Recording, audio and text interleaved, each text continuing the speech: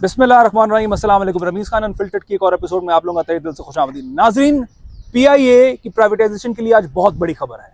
वो बड़ी खबर इसलिए है कि आज बाकायदा तौर पे 6 से 6,500 लोगों की नौकरियां जो पीआईए में काम कर रहे हैं उनकी नौकरियां खतरे में आ चुकी हैं। वजह यह है कि जिस वक्त अभी हम आपसे बात कर रहे हैं, ये शूट हो रहा है, एक मीटिंग इस्लामाबाद में हो रही है पीएम हाउस के अंदर, जिसको चेयर प्राइम मिनिस्टर साहब कर रहे हैं, जिनके पास 4 बड़े कंटेंडर्स जो कि बिडिंग के अंदर इन्वॉल्व हैं पीआईए की, वो इस वक्त मौजूद हैं। और जहां वो मुख्तलिफ मामला पे गुफ्तगू कर रहे हैं, वहां एक उनकी शर्त यह भी है कि अगर हम पीआईए लेते हैं, इनमें से कोई एक भी कंपनी लेती है तो वो उनके एम्प्लॉयज को ओन नहीं करेगी, या अगर ओन करेगी तो वो तो सर्टन कंडीशन ओन करेगी और एक certain number of employ own करेगी। सारों को वो नहीं टेक ओवर करेंगे, ना सारों को वो सब्स्यूम नहीं करेंगे। मजीद तफसीलात जानने के लिए I will invite our expert Talib Faridi Sahab. Talib Faridi साहब, हम पहले भी अपने लोगों को बता चुके हैं कि 4 बड़ी कंपनीज हैं जो इस बिडिंग प्रोसेस में इन्वॉल्व है। फौजी फर्टिलाइजर, आरिफ हबीब, यूनुस ब्रदर्स और एयर ब्लू। यूनुस ब्रदर्स शायद नाम फेमिलियर ना हो, लेकिन लकी सीमेंट और किया मोटर्स ये आप लोगों को पता है। ये जो है Yunus brothers is a conglomerate, बहुत सारी चीजें ये लोग ओन करते हैं, बिग ब्रांड। अब सुनने में ये आ रहा है गालिबन 2 बड़ी नई कंपनी जो है वो ऐड हो गई हैं। गालिबन आरिफ हबीब के साथ एकेडी अकील करीम डैडी वाले आ गए हैं, और यूनुस ब्रदर्स के साथ भी गालिबन कोई अल्ताफ गौर है या गौर इजाज गौर गालिबन आ गए। लेकिन अगेन इसमें हमारी कंफर्मेशन अभी तक नहीं है, क्लैरिटी नहीं है, तो let's keep it like that.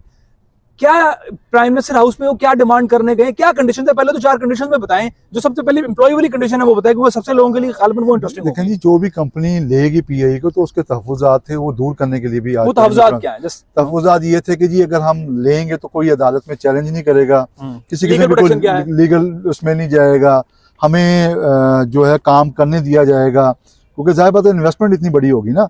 दूसरा उन्होंने कहा था कि कोई हमें किसी भी किस्म की कोई चैलेंज ही नहीं करेगा, ना एम्प्लॉई की तरफ से ना किसी और की तरफ से। यानी कि होता है ना, बाज़ एम्प्लॉई जो थे वो कोर्ट में चले जाएंगे तो कोर्ट कर लेगा। एक तो वो एम्प्लॉई की तरफ से था, और एक था कि उसकी निजकारी के खिलाफ मुख्तलिफ जो केसेस इस वक्त ज़ेर समाअत में है अदालतों में। लाहौर हाई कोर्ट में भी है, एक पिंडी में भी है, और गालिबन मेरे ख्याल कराची में भी निजकारी के खिलाफ केस लगा हुआ है। तो इस हवाले से भी उनकी वो तहफ़्फ़ुज़ात थे कि उसको भी हमें क्लियर किया जाए कि ये क्या होगा, कि ये ना हो कि हम बिड में शामिल हो जाएं, क्लैरिफिकेशन बिड में हिस्सा ले लें और बिड क्वालिफाई कर लें, तो बाद में पता चला जी अदालत ने कोई चैलेंज कर दिया, अदालत ने उसको रोक दिया। दूसरा ये था कि एम्प्लॉयमेंट जो 6,500 है उनकी जो है अब पता चलना था कि उनमें से कितने एम्प्लॉई को रखा जाएगा, कितने को नहीं रखा जाएगा। तो उन्होंने ये कहा है कि जितनी हमें जरूरत होगी, इन शॉर्ट ये कंपनी ने कहा है कि अगर हम चाहें तो एम्प्लॉय सारे भी फारिग कर सकते हैं। हाँ जी, उनके साथ नया कॉन्ट्रैक्ट करेंगे। जो भी कंपनी लेगी वो नया कॉन्ट्रैक्ट करेंगे ऑन देयर ओन व्हिम, अपनी मर्जी के मुताबिक। जी, अपनी मर्जी के मुताबिक। मैंडेटरी नहीं होगा कि जो वो प्राइवेटाइज करने अब वो 6,500 में से वो 1,000 लेते हैं, 2,000 लेते हैं, या वो 6,500 को ऑन करते हैं अपनी कंडीशन पे, ऑन ही नहीं करते। नहीं करते, या अगर ऑन भी करते हो तो अपनी टर्म एंड कंडीशन पे करेंगे। और उसकी जो लाइबिलिटीज है, अब लाइबिलिटीज तो हमने सुनने में आया कि अगर तो ये ऑन करेंगे तो लाइबिलिटीज ट्रांसफर हो जाएंगी, वरना नहीं ट्रांसफर होंगी। उसके ऊपर भी वो ये कह रहे थे ना कि लाइबिलिटीज कौन सी लाइबिलिटीज जो होगी वो हम ऑन करेंगे। देखिए ना, आप जो इस मामले पे 39 अरब रुपया जो है पीआई ने ऑलरेडी रखे हुए, 39 बिलियन रुपीज रखे हुए, कि अगर वो निकाल देते हैं या एम्प्लॉई बिफोर निजकारी वो रिटायरमेंट ले लेते हैं तो हम उनको उनके तमाम नवाज़ात जो है वो देके। लेकिन पीआईए वाले ये भी तो कहते हैं ना कि हमारे जो एवरेज एम्प्लॉइज की उम्र जो है गालिबन 46-47 है, तो 47-48 है, तो अभी 12 साल है कि ये सुपर एनुएशन की डेट आने में, तो ये डिफर्ड पेमेंट के खाते में चला जाएगा, तो फौरी तौर पे उसको डेंट नहीं आएगा। अगर तो वो लेके चले तो जो कि चांसेस कम लग रहे हैं। पीआईए पे तो यही है कि बर्डन ज्यादा है। ये वो यही कह रहे थे कि मैं लोगों को रन डाउन कर दूं, कोर्ट प्रोटेक्शन वो लोग मांग रहे हैं, लीगल प्रोटेक्शन मांग रहे हैं कि उसको अब आप लोग जो कैबिनेट से अप्रूवल दें, ताकि उसके अंदर कोई कतगने ना आए, और जो बैलेंस पेमेंट जो बैलेंस शीट है उसको क्लियर कर दें। अच्छा, यहाँ पे कुछ जो है ना फ्यूल के चार्जेस हैं, वो तकरीबन 78 बिलियन के करीब टोटल अमाउंट है। 78 बिलियन, 88 बिलियन, 78 बिलियन है। उसमें फ्यूल भी है, एफबीआर के, एफबीआर के टैक्सीज हैं जो आपने दिए 32 अरब के करीब वो हैं, और सिविल एविएशन के चार्जेस हैं अथॉरिटी के, जो लैंडिंग पार्किंग चार्जेस हैं, टेक ऑफ चार्जेस हैं, वो मिला के ये हैं।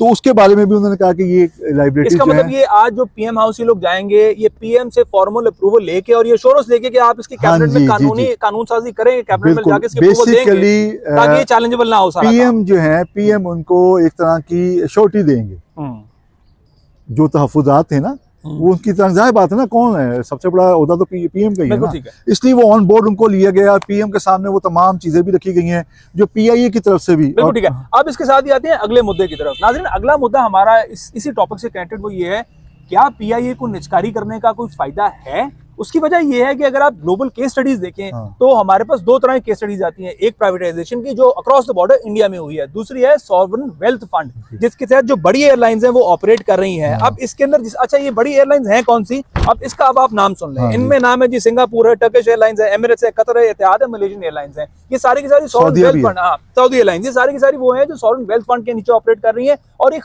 बहुत सक्सेसफुल एग्जांपल्स हैं as oppose to Indian Air, जिसके हवाले से कहा जाता है कि इंडियन एयर के अंदर बहुत सारे इस वक्त मसले आ गए हैं, लोगों का ह्यू एंड क्राई उनकी क्वालिटी को लेकर बहुत ज्यादा है। तो ये बताएं कि प्राइवेटाइज सॉवरेन वेल्थ फंड बेहतर क्या है?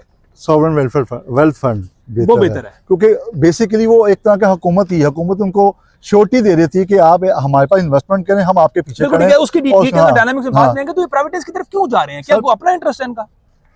IMF का सीधी बात जो हमारे सराय कहते हैं वो IMF का दबाव है। इन्होंने पिक्चर PAE की ऐसी पेश की कि जी खसारे में जा रहा है और पता नहीं क्या हो गया। अब देखें हुकूमत ने थोड़ा सा शेल्टर दिया तो प्रॉफिट में आ गया। पिछले साल 23 अरब का 24 अरब का प्रॉफिट था, इस 6 महीने में 11,50 करोड़ का हुआ है। अगर थोड़ा सा वही बात आती कि थोड़ा सा हुकूमत जो है जो प्राइवेट को दे रहे हैं, अगर वो हुकूमत ले ले और कुछ डिटरमिन कर दे, पॉलिसी वादा कर दे कि कोई भी हुकूमत आएगी नई, उसमें इंडक्शन नहीं होगी और PIA को PIA एक एयरलाइन की तरह जिस तरह दुनिया में एयरलाइन चलती हैं उस तरह चलाया जाएगा, तो PIA की प्राइवेटाइजेशन की जरूरत नहीं है। टाटा ब्रदर ने ली एयर इंडिया का, क्या हाल हो गया, खसारे में जा रही है। इसके अलावा लोगों को साथ ये भी बताएं कि सॉवरेन वेल्थ फंड होता है, इसके नीचे जो एयरलाइंस ऑपरेट करेगी वहां पे क्वालिटी पे कॉम्प्रोमाइज नहीं होती है। वो लॉन्ग टर्म पॉलिसी पे चल रही होती है। जो प्राइवेटाइज होती है ना कंपनियां, इनका सिर्फ एक गोल है, पैसा कहां से आएगा। अच्छा अब आते हैं तीसरे टॉपिक की तरफ, जनाब पैसा कितना लगेगा।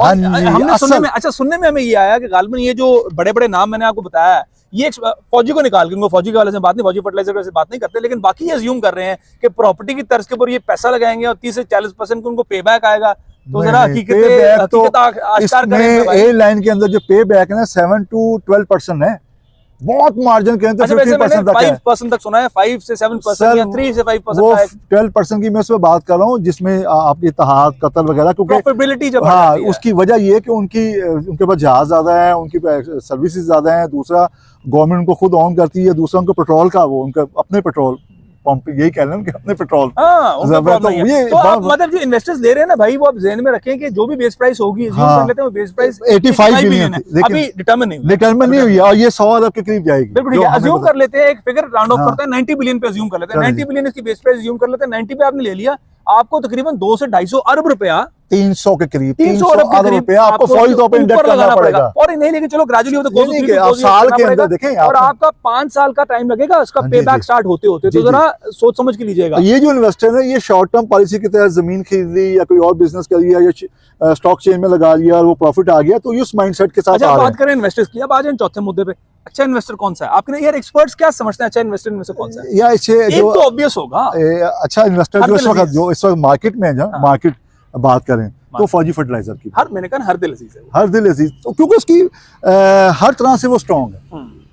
उसकी यानी कि साख बड़ी अच्छी है, उसके बाद फंड बड़े हैं, ठीक है ना, और वो जितने भी उनकी प्रोडक्ट हैं, जितने भी उनके कहने की इन्वेस्टमेंट हुई हुई है, जो वो ऑन गोइंग उनके प्रोजेक्ट चल रहे हैं, सारे सक्सेसफुल है ना, तो इसलिए एक कहा जा रहा है। दूसरा अगर देखा जाए तो आरिफ हबीब कंपनी वो भी बड़ी इसमें है। एयर ब्लू का अगर आए तो चौथे नंबर पे एयर ब्लू आती है, हालांकि एयर ब्लू। अच्छा, मुझे बताएं ये हमने जो पहले जो प्री बिडिंग हुई है, जो इनकी इनिशियल क्वालिफिकेशन हुई है, उसके अंदर AKD वगैरह, गो पेट्रोलियम जो है और डी ब्लो जो ये बाहर हो गए थे। अब एक जो है पार्टी दोबारा री एंटर कर गई है, तो क्या AKD अकील करीम डिंडी साहब हैं और एजाज गौर साहब का नाम आ रहा है। अगेन वो कंफर्म नहीं है, सो वी नॉट कंफर्म कि एजाज गौर है कि गौर अल्ताफ है, ये हमें कंफर्म नहीं है। लेकिन बहरहाल दो कंपनीज के आने से क्या वो लोग दूसरी साइड कंसोर्शियम उसमें वो एक कंपनी जा रही है यूनुस हबीब के साथ, और यूनुस ब्रदर्स के साथ और आरिफ हबीब के साथ। AKD और ये गौर वाला जो कि कंसोर्शियम बना है, इससे चांसेस नहीं बढ़ेंगे सर, हो जाता है, लेकिन फिर भी स्ट्रॉन्ग जो है ना फौजी फर्टिलाइजर ही। ठीक है, मेरी कल भी बात हुई, आज सुबह भी बात हुई, और जो प्राइम मिनिस्टर हाउस में मीटिंग भी चल रही है, उसमें CEO जो है PI के वो भी हैं और दीगर फाइनेंशियल भी है। जाहिर बात है अपनी बैलेंस शीट भी देंगे, जो उनके तहफ़्फ़ुज़ात हैं वो भी दूर किए जाएंगे। लेकिन रमीज़ फिर वही बात आ जाती है कि क्या ये कंपनियां 350 से 350 अरब रुपया इंडेक्ट करने के लिए तैयार हैं? बिल्कुल ठीक है, इस नोट के ऊपर हम आएंगे अब 5वें टॉपिक पे, क्योंकि हमने बहुत सारे टॉपिक्स पैक किए हुए हैं। जनाब ये बताएं कि हमने पिछले 3 से 4-5 दिनों में सुना कि जनाब A320 का ग्लिच आ गया, एयरबस A320 का ग्लिच आ गया। PIA के पास भी काफी सारे जहाज A320 मौजूद हैं और अब इनका जो सॉफ्टवेयर अपडेट होना है, फिर इस पे एक टेक्निकल इशू भी आया जो मेटल प्लेन्स का था। अब मुझे सवाल ये बताइए कि पीआईए वाले कहते हैं कि हमारे तो जहाजों को जरूरत नहीं है, वो क्यों जरूरत नहीं, थोड़ा एक्सप्लेन कर दें। इसलिए जरूरत नहीं है कि जो जहाज हैं वो लेटेस्ट मॉडल के थे, यानी कि 2018-19 के जो वर्जन था ना उसमें वो उल्टा कर गए हैं। असल में ये पहली बार हुआ है कि पाकिस्तान को पुराने जहाज और पुराने सॉफ्टवेयर का फायदा हुआ है, क्योंकि ये जो सॉफ्टवेयर था हमारे पास है जी E101, जो ये सॉफ्टवेयर ग्लिच आया है ये है जी E104 के ऊपर, और ये आप समझे कि न्यू विंडोज का एक अपडेट था, वो अपडेट हमने नहीं, हमारे पास था नहीं। 1 से 2 घंटे के अंदर वो सॉफ्टवेयर चूंकि हमारे पास था नहीं तो इसलिए बचत हो गई है। अच्छा पहले ये बहाने क्या लगाए एयर ब्लू और ये बहाने क्या लगाए उन लोगों ने कि क्यों इसकी सॉफ्टवेयर की जरूरत है, सॉफ्टवेयर अपडेट की जरूरत है? ये सोलर की जो है सोलर रेडिएशन, वो कहते हैं कि एक मखसूस हद पे जब वो तैयारे गए हैं और वहां पे इसको जो है ना सोलर रेडिएशन ने हिट किया है उसको। नहीं, सोलर रेडिएशन का क्या कॉन्सेप्ट है? या ये मैग्नेट शुआएं हैं, मैग्नेट उसमें रेज ज्यादा होती हैं, जिस तरह आप एक्सरे की रेज नहीं कहते, एक्सरे की रेज या स्कैनिंग की रेज होती हैं, उस तरह की ये शुआएं जो थी वो उसने इसको जो है इफेक्ट किया और उसको फिर उन्होंने ऑन बोर्ड लेके तो उनके जो साइंटिस्ट। अच्छा इसकी थोड़ी सी लोगों को बैकग्राउंड भी दे दे। ये जी एलिवेटर्स एंड एलेरॉन है, उसका जो कंप्यूटर है उसको सॉफ्टवेयर जो कंट्रोल करता है उसमें ग्लिच आया। जेट ब्लू के नाम से एक एयरलाइंस है जो कि ट्रैवल करी थी बिटवीन कैनकून एंड न्यू जर्सी, अक्टूबर के अंदर इसके जहाज को हिट किया सॉफ्टवेयर ने, और ये 10,000 नीचे 35 से 10,000 फुट की बुलंदी एग्जैक्टली, और तकरीबन 8 से 10 लोग जो है इसके अंदर जख्मी हुए। पता आप समझिए कि जहाज में बैठे हुए एकदम जहाज का मुंह इसे कहते हैं पिच डाउन और 10,000 नीचे जा रहा है। तो आप लोगों की, आपको तो ये लगेगा भाई दुनिया एंड हो गई है। तो ये आया था एरर। अच्छा दूसरा एरर आया जनाब उसके हवाले से कि जनाब मेटल प्लेन्स के हवाले से कि मेटल के अंदर कोई प्रॉब्लम आ गई है। तो पाकिस्तान में तो अभी ऐसी कुछ नहीं, ऐसी चीज नहीं पाकिस्तान में, ऐसी, क्योंकि पाकिस्तान के पास जितने भी एयरलाइन है सवाए एक एयर ब्लू के, बाकी जितने भी एयरलाइन पाकिस्तान की जो एयरलाइन है, बाकी मैं कतर, इत्तेहाद उनकी बात नहीं कर रहा हूँ, उनमें आया है, उन्होंने वो उसको ठीक कर लिया। पाकिस्तान की एयरलाइंस के पास जो है ना, पाकिस्तान की, उनमें ये एयरक्राफ्ट ही नहीं है उनके पास। अच्छा। उनकी जो लीज, जिन्होंने ड्राई लीज पे जो लिए हुए जहाज वो पुराने हैं। ठीक है, इसकी डिटेल में आने से पहले मैं लोगों को बताऊं कि इस प्रॉब्लम में ना A320 का बड़ा मैसिव प्रॉब्लम था। 11% जो एयरबस के शेयर्स हैं वो गिरे हैं, और American Airlines, Colombian Airlines, Ivanka, Delta Airlines, Air transit, Air Canada, इस मल्टीपल एयरलाइंस को प्रॉब्लम आया है। अच्छा अब आए पाकिस्तान की तरफ कि पाकिस्तान में कितने एयरलाइंस को प्रॉब्लम है, उसको भी सम अप कर देते हैं। एयर ब्लू के 11 जहाज, अगेन बकौल सोर्सेज से 11 जहाज को अपडेट उन्होंने कर दिया है। एयर सैल का एक जहाज था और फ्लाई जना का एक जहाज था, जिनकी अपडेशन हो गई। खैर खैरियत से पाकिस्तानी जहाजों को कोई थ्रेट और कोई खतरा नहीं है, कोई खतरा नहीं है, सेफ एंड साउंड है। एयरक्राफ्ट इंजीनियर ने उनको क्लियर किया, और जिसमें थोड़ी सी प्रॉब्लम हुई थी उसने कहा कि 1 से 2 घंटे के अंदर लगते हैं, वो सॉफ्टवेयर हमने अपडेट कर दिया है, ऐसी कोई प्रॉब्लम नहीं है। खुदा ना खास्ता अगर ऐसी प्रॉब्लम होती है अलार्मिंग है, ये कोई चिंची वगैरह तो नहीं, इसने फजा में जाना है।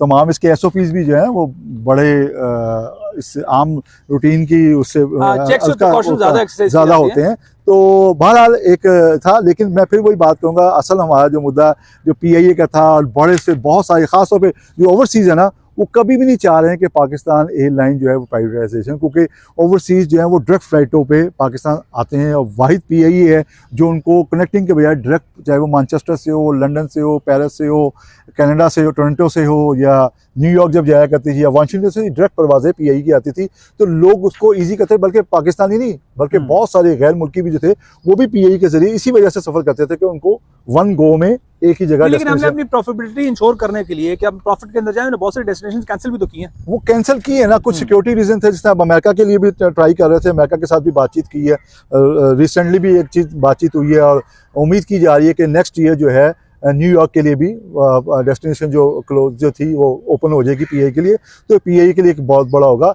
अब देखने की बात बहुत ये है कि पाकिस्तान PIA वाहिद एक ऐसी एयरलाइन है जिसके पास कह लो कि चारों बर्र-ए-आज़मों के फ़ज़ाई रूट हैं, यानी कि ऑस्ट्रेलिया तक आप जा सकते हैं ना, आप ऑस्ट्रेलिया। इसके साथ मेरे ख्याल वीडियो थोड़ी लंबी ना हो जाए, आज की वीडियो का इख्तिताम करते हैं। तो नाजरीन, आपने मिसाल बहुत बार सुनी होगी कि अगर एक मरा कुत्ता कुएं में गिर जाए तो पानी निकालेंगे या कुत्ता।